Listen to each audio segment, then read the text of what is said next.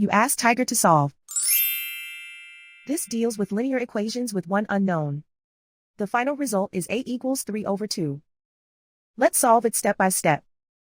Simplify the expression. Find the greatest common factor of the numerator and denominator. Factor out and cancel the greatest common factor. Isolate the a. Multiply both sides by a. Expand the parentheses. Multiply the coefficients.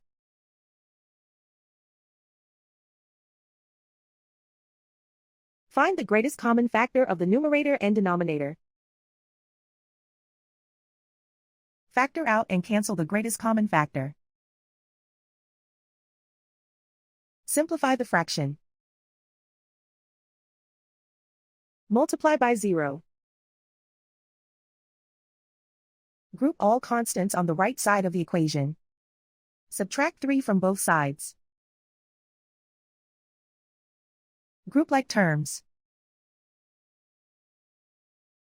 Simplify the arithmetic.